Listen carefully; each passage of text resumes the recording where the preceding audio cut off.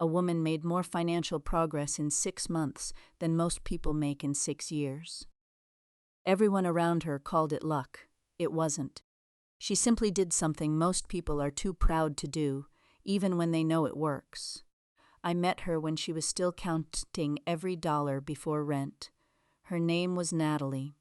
She had a regular job, a used Honda with a dashboard light that never fully went away, a credit card balance she hated looking at, and a savings account that seemed to reset every time life sneezed. What made Natalie different was not intelligence. Plenty of smart people stay broke because they keep trying to design a perfect life from their own confusion. She was different because one night, after another paycheck disappeared into groceries, insurance, subscriptions, and old debt, she finally stopped asking, "What is my unique path?" and started asking, "Who already solved this exact problem?" If you like calm, honest financial breakdowns with real examples, real numbers, and no hype, subscribe to the channel before we go deeper, because the lesson here is not about shortcut money. It is about why the right model can make progress feel strangely unfair. Natalie had spent years consuming financial education without building a financial life. Personal finance for beginners, investing tips, credit score explained, money mindset podcasts, business tips, all of it. Her watch history looked productive. Her checking account did not. That is a painful place to be, because learning gives you the feeling of movement. You highlight things. You save posts. You tell yourself you are getting serious.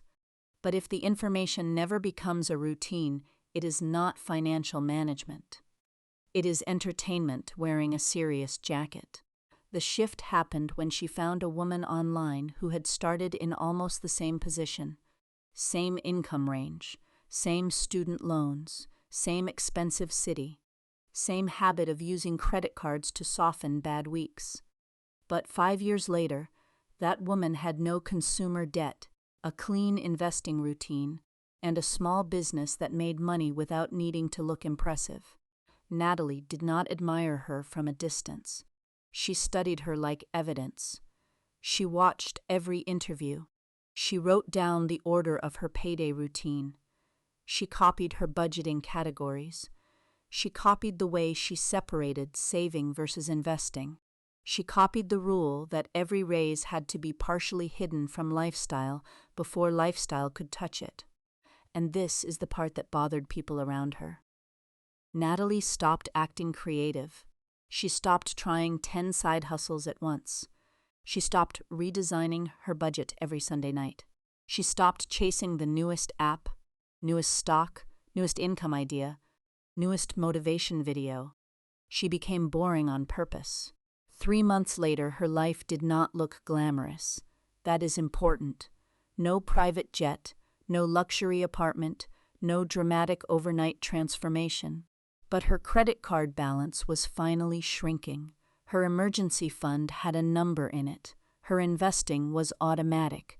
Her business idea had one clear offer. For the first time, her money was no longer being managed by panic. Natalie's first real breakthrough came from a decision that felt almost insulting. She stopped trying to become an expert at everything. She picked one model for her money, one model for her business, and one model for her learning. No more mixing advice from 20 people who all sounded confident but lived completely different lives. Her money model came from a woman who treated every paycheck like a small company meeting.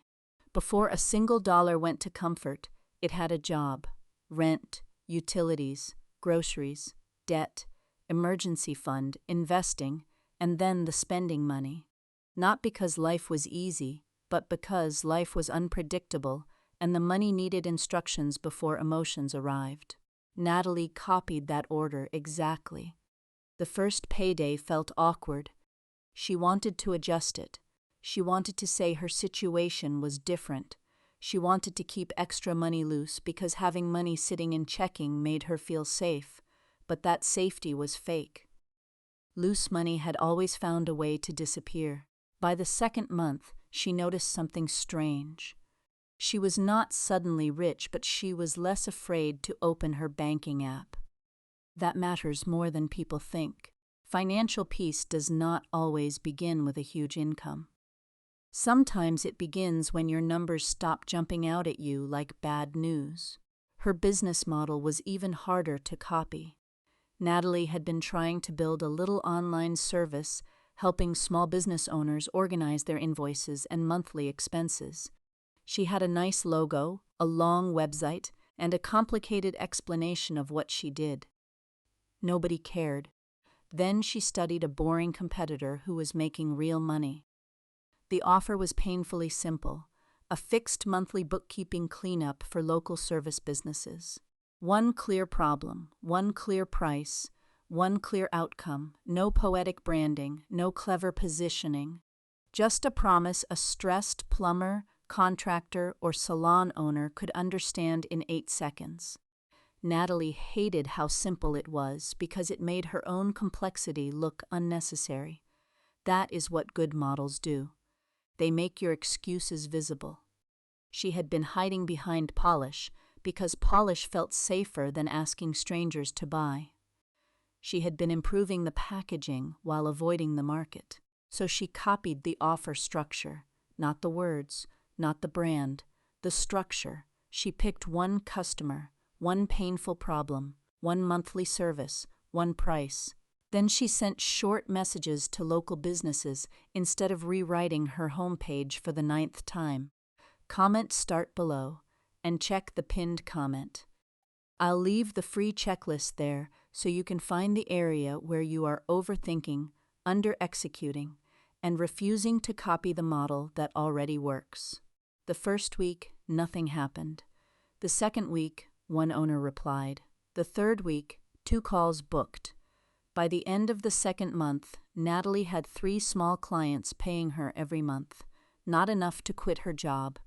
Enough to prove the model was alive. Here is where the fantasy meets the spreadsheet. Natalie did not make more money first. She made her behavior less chaotic first. That is the part nobody wants to hear, because chaos can feel like freedom when you are tired. A messy financial life gives you room to lie to yourself. You can avoid the exact credit card balance. You can avoid the total cost of subscriptions. You can pretend eating out is not a pattern because each meal looks like a small decision. You can tell yourself investing will start when things calm down. But calm does not arrive before structure. Structure creates calm. Natalie copied one rule that changed more than any motivational quote ever had. Every dollar had to pass through a decision before it passed through emotion. If she wanted to buy something, she had to know which category it came from. If she wanted to skip investing for the month, she had to say out loud what future version of herself was paying for that comfort. If she wanted to use the credit card, she had to check whether she was solving a problem or just buying relief. That sounds intense until you realize most people are already living under pressure. They just do it without a system. The stress is there anyway. The question is whether the stress is teaching you something or just circling the same room every month. The same pattern showed up in her business. She wanted to add more services because more services felt like more opportunity. But the model she was copying said the opposite. More offers create more confusion when trust is still small. So she kept one offer: bookkeeping cleanup for local service businesses. She said it again and again until it felt boring to her and clear to everyone else. That is usually the trade. If you are still entertained by your message, your audience may still be confused by it. Here is the psychological trap. People do not abandon proven models because the models stop working. They abandon them because the model starts hurting their identity. They want to be seen as clever. They want their path to feel customized. They want the result without the humility stage. Natalie felt that too. She would watch someone online talk about a new opportunity and feel her brain reach for it. Real estate wholesaling, house flipping, a new stock strategy, a different content niche, a faster way to earn money. Every idea looked like a door, but most doors were just exits from consistency. What saved her was not willpower. It was a written rule.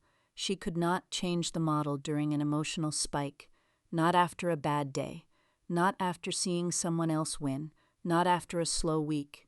Any change had to wait 72 hours and come with evidence. Natalie's 72-hour rule looked small from the outside, but it saved her from the most expensive version of herself. The version that wanted to buy a course after a stressful Tuesday. The version that wanted to quit a working plan because the results were not loud yet. The version that confused urgency with intelligence. After a few months, her coworkers started noticing little things. She brought lunch more often, but not in a sad way. She stopped talking about being broke like it was part of her personality. She stopped buying things just to feel like the week had given her something back. Quietly, her money began to obey her. That is what a copied system can do when you actually live inside it. It does not make you perfect.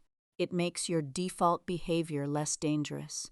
And for most people, that alone would change everything. Think about it like learning to drive in a city you have never visited. You can ignore the map because you want the route to feel personal. You can turn wherever your instincts tell you to turn. You can call every wrong turn experience. But after enough wrong turns, you have to admit something painful. The map was not limiting you. The map was trying to save your fuel. A proven financial model is the same way. It does not remove your freedom. It removes avoidable waste, the wasted overdraft fees, the wasted interest, the wasted months chasing random income ideas, the wasted emotional energy of rebuilding the same plan every time life feels heavy.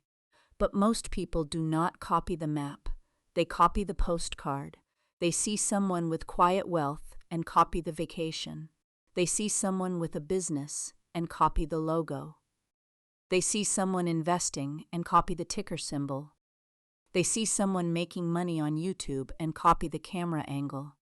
They miss the engine, the daily numbers, the dull calendar, the repeated offer, the low-fee investing plan, the patient decision-making, the way successful people protect their attention from every shiny thing that walks past wearing a promise. Natalie's biggest change was not that she became more ambitious. She had always been ambitious. Her biggest change was that she became more obedient to evidence. If the numbers said one offer worked, she stayed with it. If the budget said eating out was the leak, she stopped pretending the problem was income. If the model said consistency mattered, she stopped negotiating with boredom. Comment checklist below if you want the free checklist. I'll pin it in the comments so you can compare your current money habits, business habits, and investing habits against a simple model instead of trying to build your whole life from stress and guesswork. The practical step is not complicated. Pick the one part of your life where the pain keeps repeating. Cash flow, credit card debt, investing, business, career growth, content creation. Then find one person who solved that exact problem without hype, without magic, and without pretending the boring parts do not matter. Do not choose the person who makes you feel excited for 30 minutes. Choose the person whose system would still work on a boring Wednesday when nobody is watching. The quieter model is often the better one, because real wealth rarely needs to scream before it compounds. Study the order of their decisions. That is where the gold is. What do they do first when money comes in? What do they ignore? What do they measure? What do they repeat? What do they refuse to touch even when they feel impatient?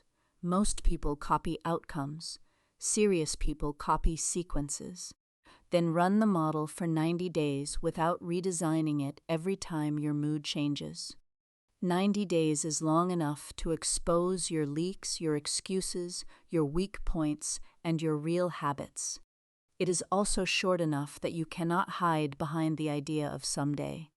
For Natalie, 90 days changed the temperature of her life. Not the whole life, the temperature.